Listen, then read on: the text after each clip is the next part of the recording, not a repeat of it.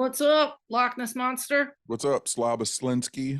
Slaboslinsky. I am Russian. That sounded Russian. Did it? It sounded Polish to me. I'm Polish too. While I was saying it, it made me think of, wasn't there an actress who had a name like that? Natasha Kinski. No. Wasn't there what was her name? What was that actress's name? She's supposed to be a big actress by now, but I think she just burned out real fast. Was she that one that was in Sobieski? Oh, Was that an actress's name? Lily Sobieski? There you go. That's what it was. I thought you were talking about the lady in Species for a second. Who's that one? Nijinsky? What's her name? I don't know. This is already off the rails. Talking about Lily Sobieski and Pieces. Reese's Pieces? Reese's Pieces. Reese's Pieces.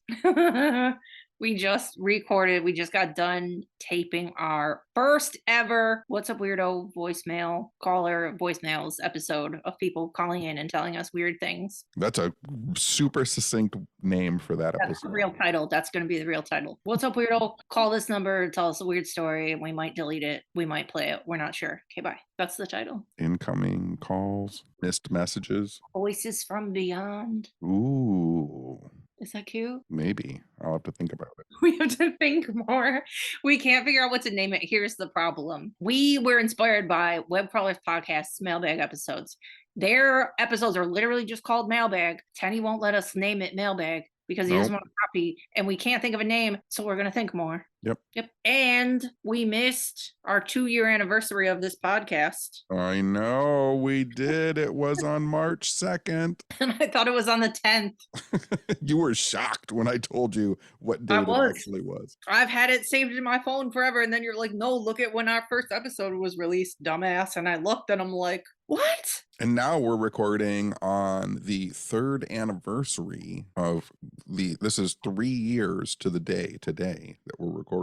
Nationwide COVID lockdown. Oh, today, 3 years ago? Today, 3 years ago. Dun, dun, dun. Think of how much fucking shit has gone down and changed, and it's weird. It is weird. I was so weird. I love that tweet format that's been going around about how some website or some fucking publication came out with some article and the title was studies suggest that people's mental health wasn't that bad during the pandemic. And then people are quote tweeting it with the most fucking weird, bizarre, crazy thing that they did during the pandemic. And the answers are so good. Oh, yeah. Yeah. Everybody went insane and is still currently insane. Still insane. And they would be quote tweeting it with I made a model of my house out of fucking cheese.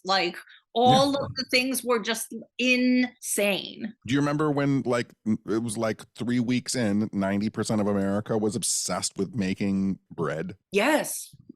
I had wonderful friends that were bringing me bread and what are those things? Sourdough starters. Yeah, I can't even think of the name of the fucking breads, but yeah, there would be bread and you would and everybody was out of fucking toilet paper and I was making my own dog treats. I was dehydrating my own fucking dog treats. Yeah, everybody went insane. Everybody is still insane. Everybody is still insane. Yeah. But I saw somebody say something cute that was it actually freed up time for you to release all this creative energy and do all these creative things that you would always want to be doing. So it came off weird, but it's actually what you would do if you weren't so fucking overworked and miserable. Well, and a lot of people realized that they were miserable at work. Yeah, and just said, fuck that shit. Yes. Yes, as they should. Exploitation and underpayment is shitty. Absolutely. So going into our 3rd year of What's Up Weirdo. Yes. Boy, are we tired. No, I'm just kidding. What is that joke? I just flew into New York and boy, are my arms tired. That's right. That's how I feel right now about our podcast. What do you think? I have some trivia facts about What's Up Weirdo for you. Okay. We have 95 episodes out. Okay. What is, if you take them all, what's the average length of time of an episode? 47 minutes. A little bit higher. Really? Yep. 52 minutes. 49 minutes. Dang. 49 minutes. I was looking back. What's our longest episode? An hour and 6 minutes. It's an hour and 20 minutes. Dang. Yeah, I know. Dang. That was a big one. That was a big one. Mm. If you wanted to listen to every episode back to back, how long would it take? Don't do the math in your head, just guess. Days? Yeah, how long would it take? 6 weeks. Oh, come on. It would take I don't know. 3.5 days. That's it? Yep. 3.5 days. Yep. You could listen to every episode back to back. You could start it running and you could finish it in 3.5 days. Why did I say 6 weeks? Because you are bad at math. You know what I did? Do you know what I did? Quickly in my head, I figured out how long it would take to watch 90210 as a series, and I just said the fucking number. I don't know why I did that.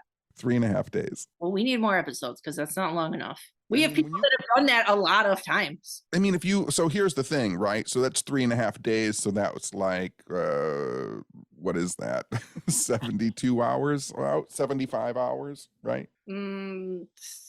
84. Something like that. So figure if you were listening to it at your job, if you were listening to What's Up Weirdo back to back 8 hours, then it would take you like a work week. It'll take like a week and a half. Or wait, can we stop?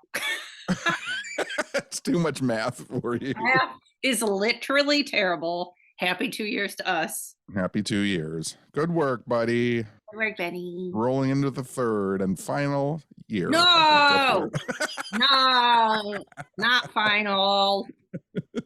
We're just getting started, baby. Listen, I'm just telling you right now, every relationship I had around 3 years is when I start to get like, man, I don't know if I'm into this anymore. Well, it's a good thing we're not in a relationship, ding dong. I mean, this podcast is a relationship. Nope, it's a therapy session. Yeah, well, job, therapy session, relationship. Around 3 years, I start to get a little wiggly. You're just really stupid. We've been friends for 1,000,000 years. It's not even true. It is true. What else do you have? You have something interesting to talk about? Not interesting. No, never. But I did realize, listen, when we sat down to watch Scream 6 and what's his face came on the screen and you said, do we have a McDermott? Wait a second. Listen, let me finish. Okay. You said out loud, do we have a McDermott Mulroney situation? And I thought it was Dylan McDermott and it was fucking Dermot Mulroney. And I looked on IMDb the other day and I was fucking shook. I don't know who the fuck I thought that guy was. But now I know. What the fuck?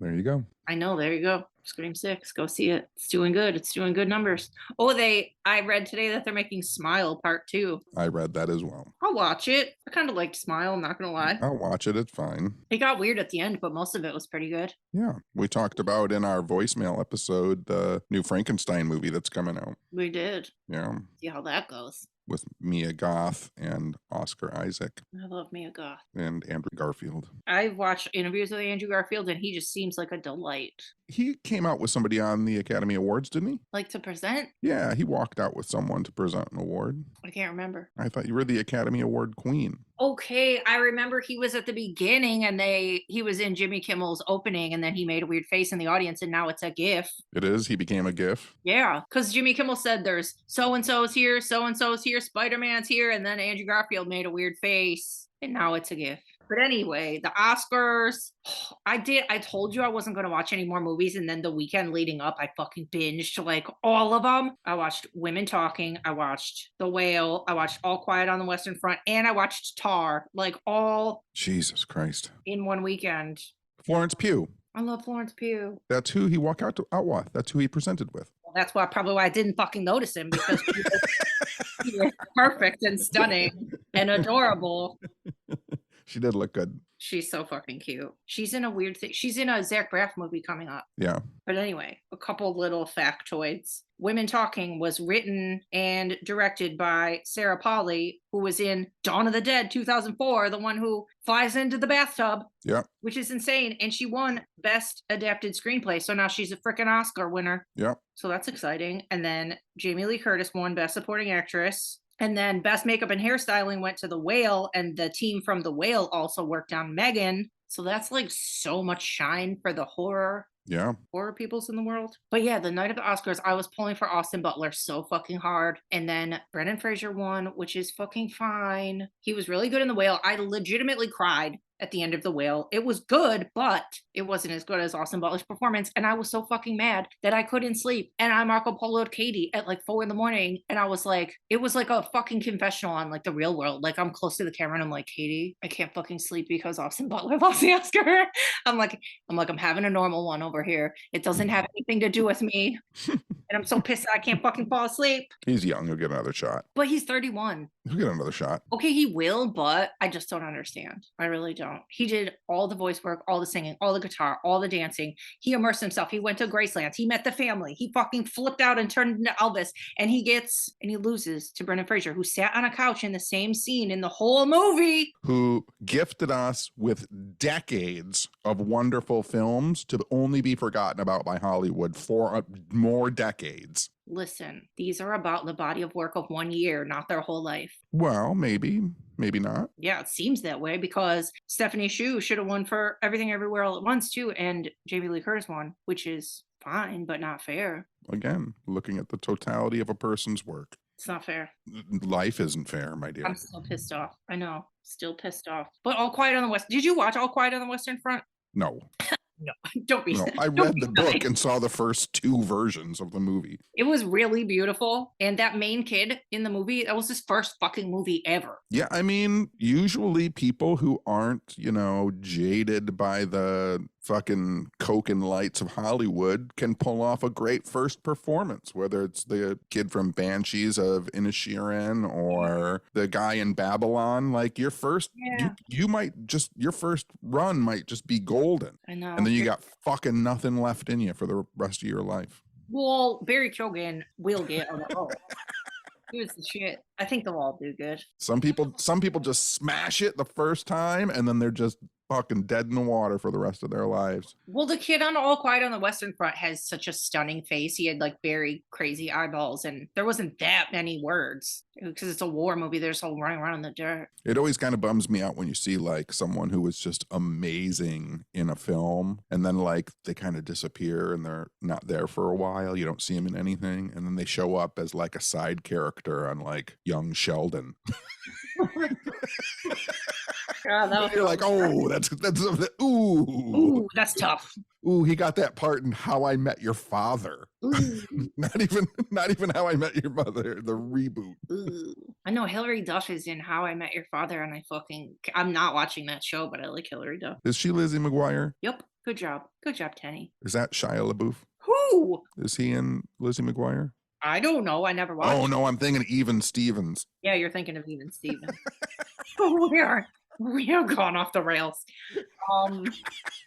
Listen, and then I made myself watch Tar, and Tar was so fucking boring. Holy shit.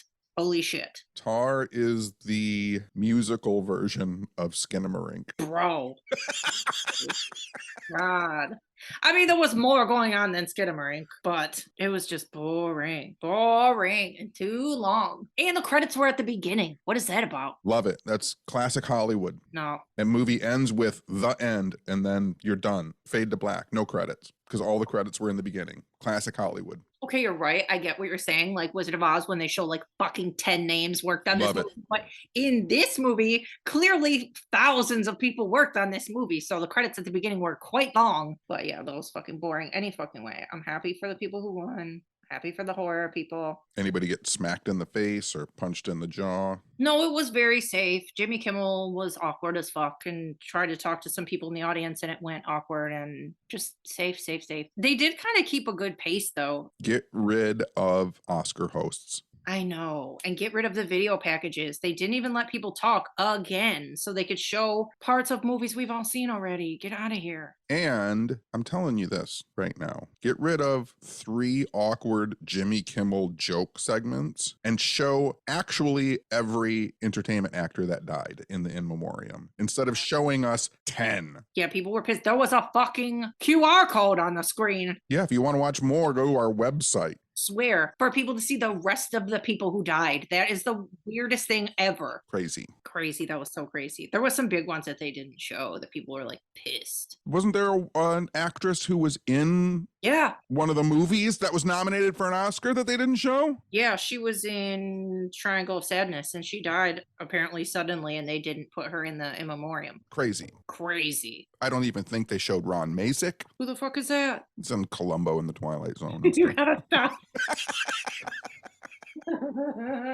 Oh boy. Anyway, there's this thing I almost fucked up yesterday. There, you know, when you go to the page on Twitter where it says stuff that's trending and then one thing will be like paid for trending. I don't click on the trending because I never know who they are. It's like literally I look at my trending and it'll say like music, Bang Bang 64, and then it'll say sports, and it's like Jimmy Haha, and then it says TikTok, and it's like Butterball 36, and I'm like, I don't know any of this stuff. Okay, well maybe if you looked at it, you would know. And then like the trending hashtag, it'll say like trending hashtag I was green too, and I'm like, I don't need any of this.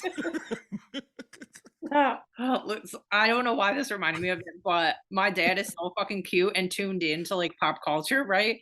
So I went over his house a couple Sundays ago and we're watching this thing that we do. We always live text each other new episodes of American Idol and we like judge everybody. So I went over his house to watch American Idol with him, right? So this one girl sings and it's like very over the top. And while she's singing, he's like, you know, it's like a Megan Trainor thing that she's got going on. And I was like, okay, Dad, listen, she gets done singing. They go to the panel and they're like, okay, you got like a Megan Trainor thing going on. I was like, okay, Dad. Like, I swear he said exactly what they said. I have never been so fucking impressed. I was like, you are so cute. Too funny. It was so cute. He literally knows more shit about pop culture than I do. Let me just tell you, I'm looking right now on my Twitter, and let me tell you what's trending. Bang Bang 37. Movies. Gina. Gina who? No, it just says Gina, trending. Sports, Achilles. I don't know what that means. Sports, Jamie Hayter. I don't know who that is. Susan, hashtag Susan. I think your Twitter is fake. That's my, that's why I'm not clicking on any of that. Wait, I'm just gonna look at mine real fast to prove that if yours is weird. I mean, mine are pretty yeah, I don't know what these are. I told you. One of them's just Morris. Who the fuck is Morris? I'm telling you, mine just said hashtag Susan. One of mine is Howie. Who's Howie? What? Any fucking way. So listen, here's the story that really got off topic. So one of my, basic on your For You trending page, whatever, there'll be like two of those that we just talked about. And then there'll be a sponsored one that people pay for to like show up in the trending topics. So one of the paid for ones, it said Nefarious, and it was like a horror movie, and it's like Nefarious trailer out now. So I go watch the trailer and it's kind of terrible, but could be good. And it's like, it looks like it's going to be a true crime / horror thing. So the trailer is, the gist of the movie is basically there's a serial killer on death row.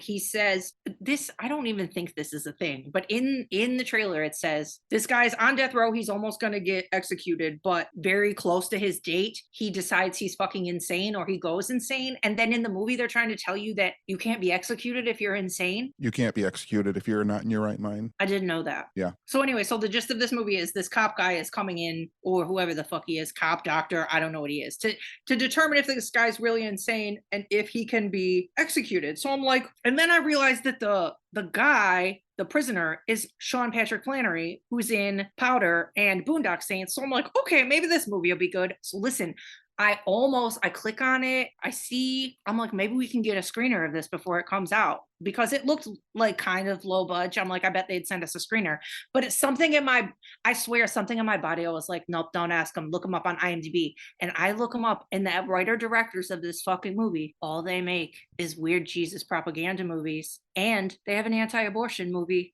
about a girl who fucking is pro-choice her whole life, and then something weird happens and then she changes her mind. Weird. I know. And they're making this horror movie out to look like a mainstream fucking horror movie with like a star that you know, and Sean Patrick Flanery is tweeting about it, and it's like a weird, but I fucking skipped a huge part. He says he's insane and that he's fucking inhabited by a demon. So they're doing the religious fucking demon shit. Right. And I almost asked him for a screener, and I'm like, nope, something in me, it was like, nope, don't ask him. This movie's not for you. And I looked it up, and I'm like, you motherfuckers, don't you try and infiltrate the horror community. Trying to sneak it in on you. I swear, as something I was like, nope.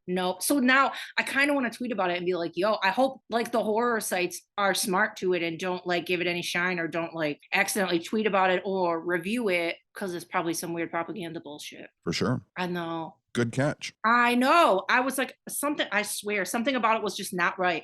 In a way that, like, as a horror movie, it's not coming off right. And as a true crime thing, it's not coming off right. Just something about it. I'm like, this is weird trickery. Like, everybody's talking weird. Right. So if you see anything about the movie Nefarious, it's a fucking scam. It's a scam. I know. Weird. I'm surprised you didn't know that you can't put the mentally ill to death. I didn't. Yeah. You want to know another thing that I found out this week that I should have known way before now? I would just say, before you skip topics, I will just say it's one of the reasons. First of all, I'm against the death penalty. I know that you aren't. I'm not. I know. I am. But one of the reasons that I didn't like George Bush was because he put to death a mentally ill person. Yeah, but okay, I have two answers. First of all, do you remember that case? I think it was like 10 years ago in Canada where that guy chopped that other guy's head off inside a fucking Greyhound bus? No. There's a crazy true crime case. This guy got on a fucking bus. A guy sat next to him for literally no reason. He turned to the guy and chopped his fucking head off. Everybody runs off the bus. The only people left on the bus are this guy who he just killed and him. He proceeds to eat this man on the fucking bus while everybody's watching. He holds the guy's head up so everybody outside can see his head outside the window. He fucking literally, listen to the words that are coming out of my mouth right now. This man ate the other guy's fucking eyeballs. He ate his eyeballs. He put the guy's ears and fingers and shit in his pockets, right? Listen. So anyway, and they stood in a standoff with this guy for 3 hours outside of the bus and no cops went in and got him. So when they finally got it, I don't remember what they did to get him out or if he just walked the fuck out. But anyway, the family never got the body back because there was nothing left. They literally had no pieces left to give to the fucking family. That's what he stood in there and did for 3 fucking hours. So listen, this guy went to a mental fucking institution in Canada for I don't know how many years, not that fucking many.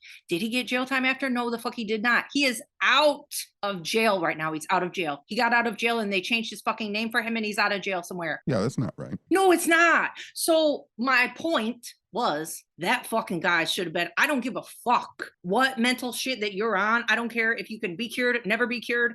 What you still did the thing. Yeah. Fucked you. If that guy got executed, I would not fucking care. That's fucking disgusting. No, you don't execute people. You keep them imprisoned for the rest of their life for their crime. That guy? Yeah. Why bother? What do you mean? I just don't get it. There's certain people who it's like, you did one of the worst things I've ever heard in my entire life. You can go now. You're dismissed. You can leave. I mean, this is going to be a controversial statement that I am about to make.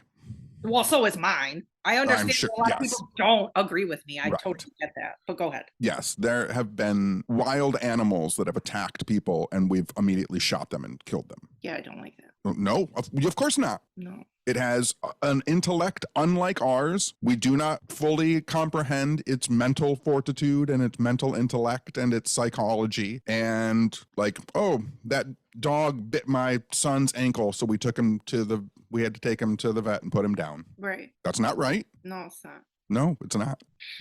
Okay, I get your point. Thank you. But okay, so if another family adopts that thing, well, let's say it's not a bear. If it's a dog, if another family adopts it, that's fine. Then that one person holds the burden for that thing that acted out. But if you keep people in jail who are legitimate monsters and we all have to pay for it, like, what's the fucking point? What are we doing here? And they can have TVs, they can have books, they can have letters, they can have wives. Absolutely the fuck not. That dog should never have toys, and it shouldn't have any good kibble and no good food. It should be locked up in the backyard with just a rope around its neck, and it can stay out there in the cold. See, first of all, I hate when you're right. Second of all, this conversation is hard at a base level for both of us because both of us love animals more than we love humans. Yes. So you're making me feel worse for that dog than I care for any fucking human that we could even be talking about. And there's one last point, which is if you put someone to death for murder, and we as a society have said that's the punishment, right? Mm-hmm. We are going to kill you because you wrongly killed someone. Mm-hmm. That's the death penalty. If we put to death someone who was innocent, Yeah. we are now all guilty of murder. Yeah, no, I get that. I know I said I'm in favor of the death penalty, but I know what you mean too. no, it really legitimately has to be like the most insane, disgusting, 100% for sure. Like you rolled up and fucking saw them doing it. Like they did it. If there's any inkling that they didn't fucking do it, then absolutely not. You can't do that. Right. But if it's like cannibals, if it's those people who hold women in their basement for 6 fucking years, you can go the fuck away for all I care. You can literally leave this planet. You're disgusting and you cannot be rehabbed. You cannot be fixed. I don't think you should be put to death, though. I know. We'll never agree on it. Can we get to a different legislative and law thing, please? Well, the one other thing that I was going to say that, what were we saying before? How you said, how I said I should have known by now that you can't be put to death if you're insane, right? I should have known that. But another thing that I should have fucking known already was I didn't know what GBH means. I know it's a punk band, but I didn't know what it meant. What does it mean? It means grievous bodily harm. Yes. Okay. I didn't know that. I thought you were going to say Great British Hardcore. No, but I listened to this girl from London who does true crime videos, and she was talking about, I don't remember if it was the bus case or a different case at this point, but she said the person was guilty. They said, what did she say? They were guilty of like murder and GBH. It was like 2 different cases, and she kept saying GBH, and I'm like, why don't I fucking know what this means? And I had to Google it, and I was like, oh. But obviously my mind goes right to the punk rock bands, not crime. Right. But now it goes to both. Speaking of crime. What? I told you earlier on a different phone call conversation. Oh God, what now? The city of Royal Oak is rethinking parking in Royal Oak. They should just let us all park. I don't know what, just rip it all out. They're having public meetings. They're having a new company come in to relook at the parking spots and the parking fees and the parking fines because they have gotten so many fucking complaints in the past 2 years about parking tickets. Should I go to the meeting and stand up for the people that go to the post office? This blew my fucking mind when I read about it. Are you ready for this? What now? How many parking tickets a month do you think the city of Royal Oak gives out? Shit. 10,000? 37,000. You gotta be joking. A month.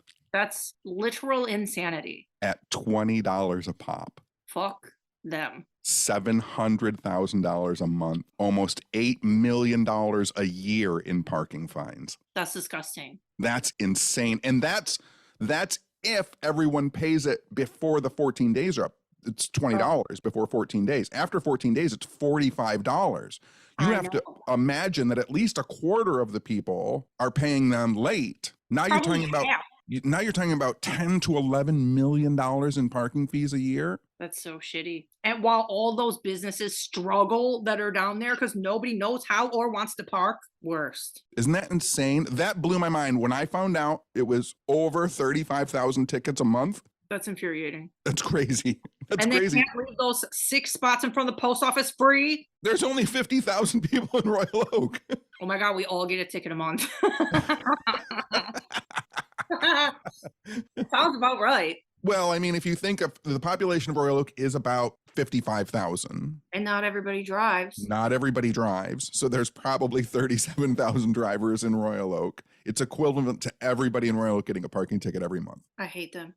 I want to go to the meeting and talk about the post office. And I'll find out when the meeting is and you can go and bitch up a storm. I will. I'll be like, oh, excuse me, I have a podcast and we've complained about it on our podcast several times. And I can bring up how I wrote to the fucking city people and the state people about it and nobody fucking answered me. I have the emails. Crazy. Well, some people answered, but other people didn't answer.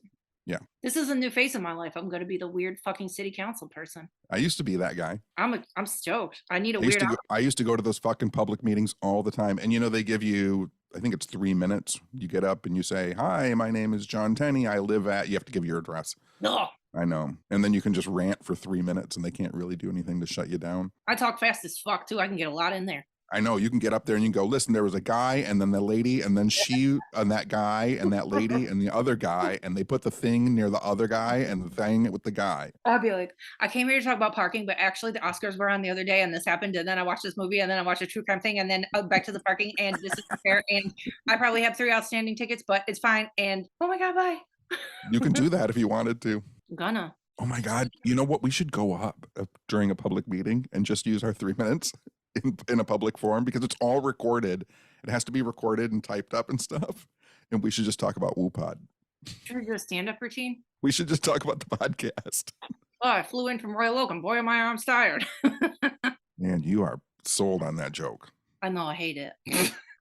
But no, I want to talk about how every other city around us has free parking at their post office and we don't. Literally every single one. No, I mean, that's the complaint that all of the businesses are like, what are you fucking doing to us? Why are you doing this? Yeah. Or they could at least do that thing where you get like an hour or two free parking, like if you want to go to a restaurant or a bar, and then after that, you can't even go to a movie, you can't even do anything. But don't you know you get 5 minutes free parking? No, I didn't know that, but Only at certain meters.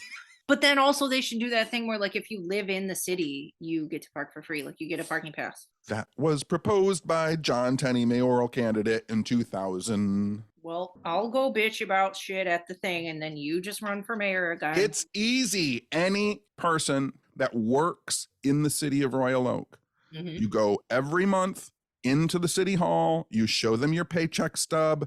They give you a parking pass for one of the structures. You can park in any of the structures for free for the rest of the month. And that clears up all ground parking. All of the employees will park for free in the parking structures. Or they could do like 3 or 6 month ones so that they don't have to do so much admin work or like have people go there so often. But I know what you're saying. Easy fix. Easy fix. But why would they fix it if they're making fucking $10 million a year? There's got to be a better way.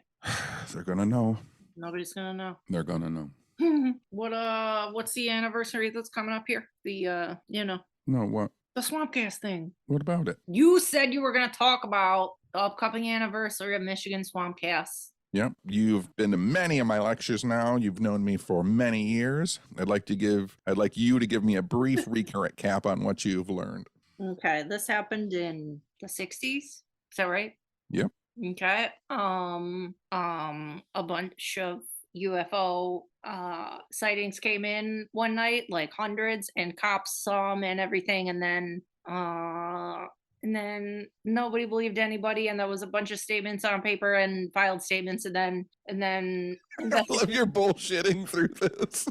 and then investigators came and they said, no, you didn't actually see UFOs. What you saw was swamp gas, and all of your statements aren't true, and you're all liars. And then years later, they figured out that, oh, maybe it could have been UFOs. And then the people that got called liars wanted to have it undone and say, you should have believed us and we weren't liars, but nobody has made it right yet, right? No, not really, but kind of. Come on, I did good. You said a lot of words to fill up the space where you didn't know stuff. Okay, tell it the right way. In 1966, in March, in Hillsdale-Dexter area of Washtenaw County, Frank Manor and his son saw a large UFO rise up out of the forest behind their house. Over the course of the next week, hundreds, if not thousands of people, including police officers, saw UFOs flying over Michigan. The United States Air Force sent Project Blue Book into Michigan to investigate. J. Allen Hynek was the lead investigator. He went on television with members of the Detroit Flying Saucer Club, and when he was asked what people were seeing, he said they were probably seeing marsh gas, swamp gas. He was instantly ridiculed by everyone. It was in all the newspapers, swamp gas, UFOs is marsh gas. J. Allen Hynek ended up quitting Project Blue Book and forming the Center for UFO Studies to actually study real UFOs. But to this day, still the largest UFO sighting, the most amount of people in American history. And at the time, our Congressman, Gerald Ford, went to the floor of the House and demanded the government investigate UFOs. And then said that, well, what about the part about the apology? No, that was when I was filming a show. I was going to try and get an apology. Oh, yeah. Okay, but literally everything that I said is what you just said. Just without the facts. Listen, I think it was agreed on a long time ago that I'm the color and you're the facts. Oh, that's exactly what I did. Ooh, I'm like you're the teacher, you're the novel, and I'm the coloring book. No, so it's whatever the dummies, the Cliff Notes. I'm the Cliff Notes. All right. Anyway, there you go. This week, well, this episode will be released the week of the anniversary of Michigan swamp gas sightings. Yeah. It's always funny to me too, because like when I first read about it back in the mid to early 80s, I always think of Frank Manor, the guy who saw the UFOs, as an old man. And I have to realize that he was like 46 or 47 like at the time. Like I'm older now than he was then. And it's just that one of those things that's trapped in my brain. Like he was an old guy, and realizing like, oh no, he wasn't an old guy. He was 47. Right? Elvis, for all this, most of the time of my life, I assumed Elvis died when he was like 50 or 55 something. He was 42. Yeah, right. Exactly. That's so sad. It's not great. It is not old. No. But anyway, we do you want to say anything about the Nain Rouge parade? How people can hang out, see you? No, I'll do that the week of. Okay, you could give them more notice than like 5 seconds. Well, the Nain Rouge parade is on the 26th, which is only 26th, Sunday the 26th. so by the time this drops, it'll only be like a week away. Yeah, so the March of the Nain Rouge will be on Sunday, March 26th, and I will go down and protest it like I do every year. And if people want to come down and hang out, it's just a couple hours long hangout. There's no big to do. I've already told some people wanted to like, should we drive in? Like, and their drive literally is Longer than the parade. way longer than the whole thing. And I've already told a couple people like, don't come down for this. Like, if you're in the area, if you're like me and you're only 20 minutes away or 45 minutes away, if you want to come and hang out with me and march with me, it's fine. And then you make pro Nain Rouge signs. That's right. We are the pro Nain Rouge contingent. We stand up for folkloric creatures. We stand up for the little people. We stand up for all the small magical beings who make our world wonderfully weird. We don't want them chased out of our city. Also, the story of the Nain Rouge can be interpreted very problematically and racist. So we try and also educate people that sometimes folklore, especially when it's written by the winner, quote unquote, of societies, can not be the greatest thing in the world. I mean, the Nain Rouge literally, I've talked about this before and you've heard me talk about this before. It is literally chasing the red people out of Detroit. Yeah. Yeah, it's not a good folkloric story. And like everything in Detroit is named after French stuff. Yes. So it's like French people chasing Yeah. red people out, which is problematic American history. Yeah. And like they have the Nain Rouge, the red man, is a literal, they have him dressed up as a literal demon screaming at people, and everybody screams at him and yells at him and hates him. And then behind him usually is a guy who's dressed as like a French Catholic priest that everybody cheers for. Like, this is not a great parade. No. I feel like when I think about the Nain Rouge, I think of those whammies on Press Your Luck. Yeah, that's fun. Yeah. So if you want to truly like embrace the folklore of weirdness, like there are legends from the original inhabitants before the French got here, whether it's the Algonquin speaking people of the area, like Nana Bozo, which was a nature spirit who sometimes presented himself as a little red rabbit. Like we have really beautiful folklore here that can be celebrated. This is just the wrong way to do it. Yeah, for sure. So, geez, Toad, that's going to be on here. He just choked. It sounded like a sneeze fart. He like gagged. He's fine. So yeah, if you guys want to go to that, where's the meetup? Outside Masonic Temple, or is that where it ends? Where do you meet up? It depends. Last year we met at the Starbucks that's over there, and then we walked over to. They closed that Starbucks. Huh? Closed that Starbucks. They did? Yeah, it was a big deal. Oh, I didn't know. Starbucks pulled out because they said it was sketchy. I have to find a new place to hang out then. Yep. But the parade starts at Traffic Jam and Snug, and then it goes down to the Masonic Temple. But I always tell people, like, we need to meet down by the Masonic Temple and then walk up to Traffic Jam and Snug. Yeah. That way, when the parade is done, we're back by our cars. Yeah. I forgot one more little tiny fact I wanted to say earlier. Oh, my goodness gracious. Is this a fact or is this just color? No, it's a tiny thing that I thought was neat / weird. The Oscar movie that Sarah Polley won for, Women Talking, is about a Mennonite community who's like basically being attacked by the men of the community, and they're deciding whether they are going to stay or go. It's like a tough movie to watch, but So yeah, I was reading about the Mennonites, and they basically their word for like depression slash anxiety, they have a word called Narfa, which translates to nerves. So like when they're depressed, they have Narfa. I thought it was cute. That's all I got. That was the one thing you had to get out before the end of the podcast. Yeah. Narfa is a very fun word. Sorry. All right. Especially as somebody who has anxiety and depression all the time. Now I'm just gonna be like, oh, I got Narfa. got the Narfa.